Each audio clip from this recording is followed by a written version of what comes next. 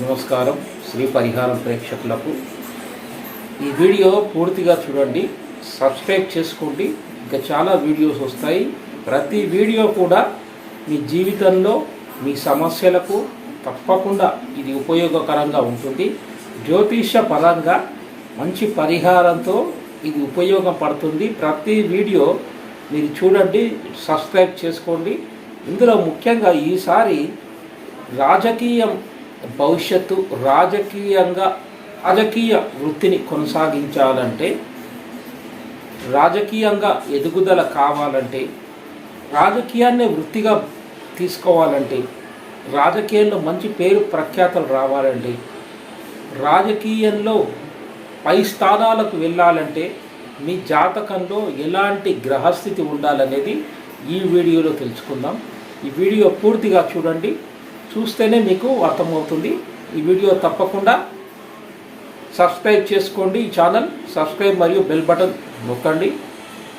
ఇక రాజకీయ భవిష్యత్తు, రాజకీయాన్ని వృత్తిగా తీసుకోవాలి, రాజకీయ రంగంలో రాణించాలి, ప్రజాసేవ చేయాలి అనుకునే వారికి ఈ వీడియో చాలా బాగా ఉపయోగపడుతుంది.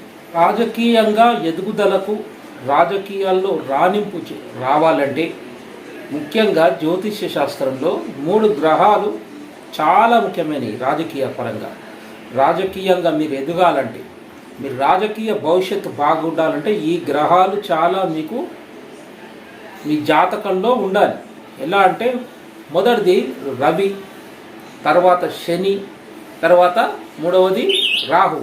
ఇక రాజకీయంలో రాణింపు ఉండాలంటే ముఖ్యంగా రవి అధికారాన్ని, అథారిటీని ఇస్తుంది. రవి ఎలాగంటే, మీకు ఉదాహరణకు ఇందిరాగాంధీ గారు ప్రధానమంత్రి అప్పుడు చనిపోయినప్పుడు సడన్గా రాజీవ్ గాంధీ ప్రైమ్ మినిస్టర్ అయ్యారు.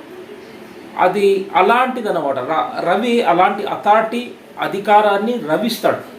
రవి ఇచ్చేది డైరెక్ట్గా రాజకీయంలోకి వెళ్ళిపోవడం, పెద్ద స్థాయిలోకి వెళ్ళడం అనేది జరుగుతుంది. ఇక రెండవది శని ఇచ్చేది ఎలా ఉంటుందంటే, కింది స్థాయి నుంచి, అంటే ఒక ఎన్టీ రామారావు గారు పార్టీని స్థాపించి చాలా కష్టపడి తిరిగి ఒక్కొక్క స్థానంగా ఎదిగి సడన్గా 9 నెలలకే ముఖ్యమంత్రి అయ్యారు. ఇక రెండవది కేసీఆర్ కూడా ఒక మామూలు ఎమ్మెల్యే స్థాయి నుంచి ఒక మంత్రి పదవిని చేసి ఆ తర్వాత అంచెలంచెలుగా వస్తూ మరి వేరే పార్టీ పెట్టి మరి అందులో కూడా ఎంతో కష్టపడి ముఖ్యమంత్రి స్థాయికి వెళ్ళారు. అంటే వారి లగ్నంలో కూడా శని, శశమహాపురుష యోగం కేసీఆర్ గారికి ఉంది. అంటే లగ్నంలో శని. రామారావు గారు కూడా శని ఉన్నట్టయితే ఇలా అంచెలంచెలుగా కష్టపడుతూ పై స్థానాలకు వెళ్తారన్నమాట శని వల్ల. ఇక రవి అయితే డైరెక్ట్ అధికారాన్ని ఇస్తాడు. ఇక మూడవది రాహు ఇచ్చేది ఎలాగంటే, వంశపారంపరంగా తండ్రి నుంచి, తాత నుంచి, అన్నదమ్ముల నుంచి రాజకీయ రంగంగా అంచెలంచెలుగా రావడం అనేది ఉంటుంది. శనిచ్చేది స్వశక్తితో అంచెలంచెలుగా రావడం, ఒక మాస్ లీడర్గా, పెద్ద లీడర్గా ఎదగడం, అందరి స్థాయిలో ఇతడు చాలా కష్టపడి పైకొచ్చాడని అలా అనుకునేటట్లు ఇతడు కష్టపడతాడు, అలాగే పైకి కూడా వస్తాడు. రవి ఇచ్చేది మాత్రం వంశపారంపరంగా తల్లిదండ్రుల నుంచి, తాతల నుంచి, అన్నదమ్ముల నుంచి అలా వంశపారంపరంగా రాజకీయ రంగంలోకి రావడానికి రవి సహాయపడతాడు.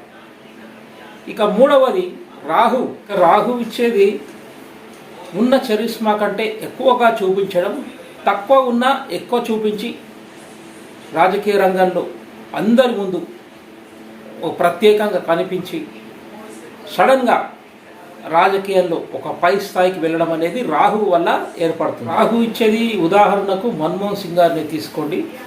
మన్మోహన్ సింగ్ ఒక ఎకనామిస్టు, ఒక ఫైనాన్స్ మినిస్టర్. కానీ రాహు మహర్దశలోనే వారు ప్రైమ్ మినిస్టర్గా రావడం అంటూ జరిగింది. అది కూడా ఒక ఎకనామిస్టు, ఒక ఫైనాన్స్ మినిస్టర్ ఏంటి అని మనం ఆలోచించకుండానే అతడు 10 సంవత్సరాలు ప్రైమ్ మినిస్టర్గా చేయడం జరిగింది. దానికి కారణము రాహు ఇచ్చేది. రాహు అన్ని ఇలా సడన్గా ఒక మాయలాగా చేస్తూ రాజకీయ రంగంలో సడన్గా ఉన్నతమైన స్థితిలోకి వెళ్ళడం అంటూ రాహు వలన జరుగుతుంది. మీరు రాజకీయాల్లోకి రావాలంటే ఈ 3 గ్రహాలు మంచి సక్సెస్ని ఇస్తాయి. రవి, శని, రాహు ఈ 3 గ్రహాలు మీ జాతకంలో బాగా ఉంటే మరి తప్పకుండా మీరు రాజకీయ రంగంలో మంచి స్థాయిలోకి వెళ్తారు. అయితే ఈ 3 గ్రహాలే కాకుండా 4వ గ్రహం కూడా ఉంది. ఏదంటే చంద్రుడు. చంద్రుడి వల్ల క్షేత్ర స్థాయిలో రాజకీయ రంగంలోకి రావడానికి ఉంటుంది. ఎలాగంటే మున్సిపల్ లెవెల్లో ఒక వార్డు మెంబర్ గాను, కౌన్సిలర్ గాను, చైర్మన్ గాను రావడానికి చంద్రుడు ఉపయోగపడతాడు. ఇక పై స్థాయిలో రాజకీయ రంగంలో ఒక మినిస్టర్ లెవెల్లో ఇంకా పై స్థాయిలో రావాలంటే మాత్రం ఈ శని, రవి, రాహు ఈ 3 కాకుండా వీరు ఒక మంచి స్థితిలో ఉండాలి.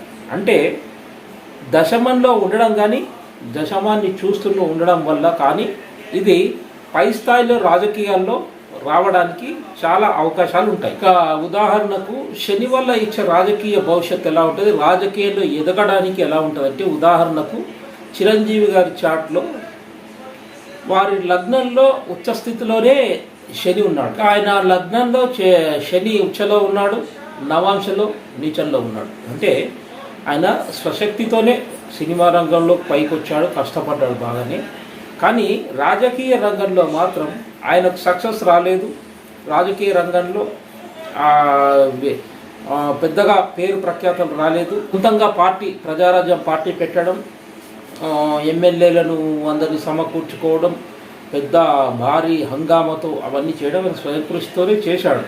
కానీ ఆయనకు శని లగ్నంలో ఉచ్చలో ఉన్న, నవాంశలో నీచంలో ఉన్నందుకు రాజకీయాల్లో ఎలాంటి విజయం అనేది వారికి జరగలేదు. ఇక రాహు ఇచ్చేది మాత్రం అంత మాయలాగా ఉంటుంది. ఆ మాయ ముందు ఎవరున్నా కూడా కష్టమే. ఎంత రాజకీయ చతురత చేసినా రాహు వీరికి బలంగా ఉన్నాడంటే వీరు తప్పకుండా అనుకున్న స్థాయిలోకి, ఒక పెద్ద పొజిషన్లోకి, రాజకీయ రంగంలోకి రావడానికి చాలా ఆవిష్కారాలు ఉన్నాయి. ఇక జ్యోతిష శాస్త్రంలో మీకు రాజకీయ భవిష్యత్ కావాలి, నేను రాజకీయ రంగంలోకి రావాలి, రాజకీయ రంగంలో మంచి పేరు ప్రఖ్యాతలు, ప్రజలకు సేవ చేయాలనుకుంటే మీ జాతకంలో ఇలా ఉందా మీరు చూసుకోవాలి. లేకుంటే మా వాట్సాప్ నెంబర్ ఉంది కదా, దాని కన్సల్టేషన్ తీసుకుంటే నేను మీ జాతకాన్ని పరిశీలించి మీకు రాజకీయ భవిష్యత్తు ఎలా ఉంటుంది, మీరు మంచి అధికారంలోకి రాగలుగుతారా, మీకు ఉన్నతమైన పదవులు దక్కుతాయనేది నేను చెప్పడం జరుగుతుంది. అయితే మీ జాతక చక్రంలో ఇప్పుడు మనము ఈ ఛానల్ ద్వారా చెప్పడం ఏంటంటే, మీ జాతక చక్రంలో ఇలా ఉన్నాయా చూసుకోవాలి మీరు. ఎలా ఇక ముందుగా మీ దశమ స్థానాన్ని చూడాలి.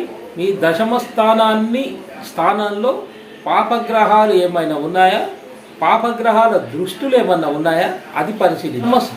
ఇక దశమ స్థానాల్లో శుభగ్రహ దృష్టి ఉందా, మీ దశమాధిపతి ఏ నక్షత్రంపై ఉన్నాడు, ఆ నక్షత్రాధిపతి ఎవరు అనేది చూడాలి. ఇక మీ లగ్నాధిపతి బలంగా ఉన్నాడా, మీ లగ్నంలో ఏ శుభ అశుభ గ్రహాలు ఏమైనా ఉన్నాయా అది కూడా ముఖ్యంగా చూడాలి. ఇక ముఖ్యంగా దశమ స్థానం మీ అధికారాన్ని తెలుపుతుంది, పంచమ స్థానం మీ ఆధిపత్యాన్ని తెలుపుతుంది. అంటే దశమ స్థానంలో మీకు గ్రహాన్ని బట్టి మీకు ఎంత అధికారం ఉంది, మీ అధికారం ఎలా వస్తుంది, మీకు పై స్థాయి అధికారం దొరుకుతుందా లేదా అనేది పరిశీలించి చెప్పవచ్చు. పంచమ స్థానం మాత్రం మీ ఆధిపత్యం తెలుస్తుంది. ఆధిపత్యం అంటే మీ దగ్గర ఎంతమంది ప్రజలు ఉంటారు, మీ దగ్గర ఎంతమంది, మీ కింది స్థాయిలో ఎంతమంది ఉంటారు, వాళ్ళందరినీ మీరు ఆధిపత్యంతో రాజకీయ రంగంలో ఎలా మీరు పైకి ఎదుగుతారు, మీ ఆధిపత్యంతో మీకు బలం ఎలా ఉంటుందనేది పంచమ స్థానాన్ని బట్టి చెప్పడానికి. మీ నవమ స్థానాన్ని బట్టి భాగ్యాధిపతి కూడా ఎలా ఉన్నాడో చూడాలి. రాజకీయ రంగంలో రావడానికి మీ భాగ్యాధిపతి ఎలా ఉన్నాడు, ఏదైనా పాపగ్రహాలతో కలిశాడా, పాపగ్రహ దృష్టి మీ భాగ్యస్థానంపై చూస్తుందా చూడాలి. ఎందుకంటే రాజకీయాల్లో అందరూ సాధారణంగా వెళ్తుంటారు, అది అందరికీ కొందరేమో డబ్బులు ఇల్లు వాకిలి భూములు అమ్ముకొని చాలా డబ్బులు ఖర్చు పెట్టుకొని రాజకీయ రంగంలోకి వెళ్తారు. కానీ వారికి సీటు వచ్చినా గెలిచి ఓడిపోయి కొన్ని అనివార్య కారణాల వల్ల కొంచెము చెడ్డ పేరుతో ఉన్న ఆస్తులు పోగొట్టుకోవడం, సీటు కొరకు డబ్బులు ఆస్తులు అమ్మేసి కట్టడం, తర్వాత వారికి గెలవలేకపోవడం, అలా డబ్బులు పొడగొట్టుకోవడం, ఆస్తులు పొడగొట్టుకోవడం, ఎన్నో రకాలుగా చాలా రకాలుగా రాజకీయ రంగంలోకి వెళ్ళి డబ్బులు పొడగొట్టుకుంటూనే ఉంటారు. అది కొందరికి మాత్రం ₹1 పెట్టకుండా వాడు ఒక పెద్ద స్థాయిలోకి వెళ్ళిపోతారు. అయితే మీ భాగ్యస్థానం ఎలా ఉందో చూడాలి జాతకంలో. భాగ్యస్థానం బాగుంటే మీరు రాజకీయ రంగంలో వెళ్ళి బాగా డబ్బులు సంపాదించడానికి, ప్రజాసేవ చేయడానికి కూడా చాలా బాగా ఉంది. రాజకీయ రంగంలో వెళ్ళాలంటే బుద్ధి కుశలత ఉండాలి. చాలా ముఖ్యంగా బుద్ధి కుశలత ఉండాలంటే మీ లగ్నంలో మీ గురువు బాగుండాలి. మీ లగ్నంలో మీ జాతక చక్రంలో గురువు స్థితిని పట్టి చెప్పచ్చు. మీరు జాగ్రత్తగా రాజకీయ రంగంలో ఎన్నో ఎత్తుపల్లాలు ఉంటాయి, రకరకాల వ్యక్తులు ఉంటారు. మీ బుద్ధి కుశలతోని మీరు పనిచేయవలసి వస్తుంది. కాబట్టి మీ గురువు ఎలా ఉన్నాడో చూడాలి. ఇక ప్రజాకర్షణకు శని చాలా అవసరం. రాజకీయ రంగంలో అందరూ వెళ్తారు, కానీ ప్రజాకర్షణ అనేది చాలా ముఖ్యమైనది. ఒక ఎన్టీ రామారావు గారికి ఉంది, తర్వాత కేసీఆర్ గారికి ప్రజాకర్షణ అనేది చాలా ఉంది. అయితే రామారావు గారు 9 నెలల్లోనే ఒక పార్టీని స్థాపించి సీఎంగా అయ్యాడంటే ప్రజాకర్షణ అంటే శని వారికి మంచి స్థితిలో వారి జాతకంలో ఉంది. అదే కేసీఆర్ గారు కూడా శని లగ్నంలో ఉన్నాడు, నవాంశంలో బలంగా ఉన్నాడు. కాబట్టి ప్రజాకర్షణ చాలా అవసరం ఉంటుంది. రాజకీయ రంగంలో రావాలంటే ప్రజాకర్షణ బాగా ఉండాలి అంటే మీ జాతకంలో శని బాగుండాలి. అది మీరు గుర్తుపెట్టుకోవాలి. ఇక రాజకీయంలో ఇక శక్తి కావాలి, బాగా తిరగాలి. ఎదుటివాడు ఒకటి మాట్లాడితే వీరు కౌంటర్ ఇవ్వడం, సమాధానం చెప్పడం, ఎంతో బుద్ధి కుశలతో మాట్లాడాల్సి వస్తుంది. ఎన్నో రకాలుగా ఆలోచించి మాట్లాడాల్సి వస్తుంది. ఎంతో శక్తి అవసరం. ఎన్నో గ్రామాలు తిరగడం, మరి బస్సుల్లో ప్రయాణం చేయడం, సైకిల్పై ప్రయాణాలు చేయడం, ఇంకోటి నడక, ఎక్కడ పోయినా కూడా నడుచుకుంటూ వెళ్ళడం, శ్రమించడం, ఇలాంటివన్నీ కుజుడి నుంచి వస్తాయన్నమాట. కుజుడు బాగున్నాడంటే మీరు నడకతో ఎన్ని ఊర్లైనా నడుచుకుంటూ వెళ్ళి ప్రజలను కలవడం, మరి ఇతర కార్యక్రమాలు, బస్సుల్లో వెళ్ళడం, శక్తి బాగా కావాల్సిన శక్తి కావాలంటే మాత్రం కుజుంది చాలా అవసరం మీ జాతకంలో. ఇక యుక్తులకు కానీ రాజకీయాల్లో బాగా రావాలంటే రాహువు చాలా ముఖ్యమైనది. ఇది మీరు గుర్తుపెట్టుకోవాలి. రాజకీయాల్లో ముఖ్యంగా పాదయాత్రలు చేస్తూ ఉంటారు రాజకీయ నాయకులందరూ. పాదయాత్ర చేయాలన్నా, ప్రజలతో ఎక్కువ మీటింగుల్లో మాట్లాడాలన్నా, లక్షల మంది వేల మందితో మాట్లాడాలన్నా ముఖ్యంగా శక్తి కావాలి. ఆ శక్తి ఎలా వస్తుంది? కుజుని వల్ల వస్తుంది. మీరు ఒక పోరాట యోధుల్లాగా మీరు ప్రజల్లోకి తిరగాలి, వెళ్ళాలి అంటే మాత్రం కుజుని శక్తి చాలా అవసరం. కుజుని స్థితి ఎలా ఉందో మీ జాతకంలో చూడాలి. ఇక యుక్తులకు మాత్రం రాహు. యుక్తులు రాజకీయాల్లో పైకి రావాలన్నా, ఎదుటి వాళ్ళను మాయ చేయాలన్నా, మాటలతో మాయ చేయాలన్నా రాహు ఉండాలి. రాహు ఉన్నట్లయితే సడన్గా 10 మంది, 1000 మందిలో కూడా మీరు ఎంతో ఆకర్షణగా, ఒక మాయలాగా, నేను ఇందాక చెప్పాను కదా మీకు మన్మోహన్ సింగ్ గారిది, అలా సడన్గా మీరు రాజకీయంలోకి వచ్చేస్తారు. అంతమంది ఎంతమంది ఉన్నా కూడా మీరు రాజకీయాల్లోకి పెద్ద పేరు ప్రఖ్యాతలు రావడం అనేది ఒక మాయలాగా. అంటే రాహువు ఉన్నది లేనట్టు, లేనిది ఉన్నట్టు ఒక పొగలాగా చేసి మిమ్మల్ని సడన్గా ముందరికి పడేస్తాడు. అంటే మీరు పెద్ద రాజకీయ నాయకుడిగా, మీరు పెద్ద ఉన్నతమైన స్థితిలోకి వెళ్ళడం అంటూ రాహు వల్ల కలుగుతుంది. మంచి యుక్తులు కావాలన్నా కూడా రాహు వల్లనే వస్తాయి. కనుక మీరు రాజకీయాన్ని వృత్తిగా తీసుకోవాలన్నా, రాజకీయంలో రాణించాలన్నా, రాజకీయంలో పోయి డబ్బులు పోగొట్టకుండా ప్రజలకు సేవ చేస్తూ మంచిగా డబ్బులు కూడా మీరు రావాలన్నా కూడా మీ జాతకంలో ఈ గ్రహాలు ఇలా ఉన్నాయా లేదా అనేది మీరు చూసుకొని వెళ్తే బాగుంటుంది. జ్యోతిషం ఇవాళ స్క్రోలింగ్లో ఉన్న నెంబర్ మీరు కన్సల్టేషన్ తీసుకుంటే నేను చెప్పడం జరుగుతుంది. కానీ ఇలా జాతకాలు చూపించుకొని వెళ్ళండి, వెళ్తే మీకు సక్సెస్ అవుతుంది తప్పకుండా. ఇలా లేకుండా మీరు రాజకీయాల్లోకి వెళ్ళి అన్ని డబ్బులు ఖర్చు పెట్టుకొని ఆస్తులు ఇళ్ళు అన్నీ అమ్మేసుకొని పోయి దెబ్బతినేస్తే తర్వాత మీ జీవితాలు నాశనం అవుతాయి. మీకు ప్రజలకు సేవ చేయాలని ఉంటే ఒకసారి జాతకాన్ని కూడా పరిశీలించుకోండి. ప్రజాసేవ చేయడం తప్పేం కాదు, అందరూ చేయొచ్చు. మీ జాతకంలో మీ గ్రహాల బలం ఉంటే ఆటోమేటిక్గా వెళ్ళిపోతారు. మీరు ఆటోమేటిక్గా వెళ్ళి క్షేత్రంలోకి వెళ్ళి ప్రజలకు సేవ చేయడం, మంచిగా డబ్బులు సంపాదించుకోవడం, మరి ప్రజల కొరకే ఖర్చు పెట్టడం, ఇలాంటివన్నీ జరగాలంటే మీ జాతక స్థితి బాగుండాలి, మీరు బాగుండాలి, మీ ఆరోగ్యం బాగుండాలి.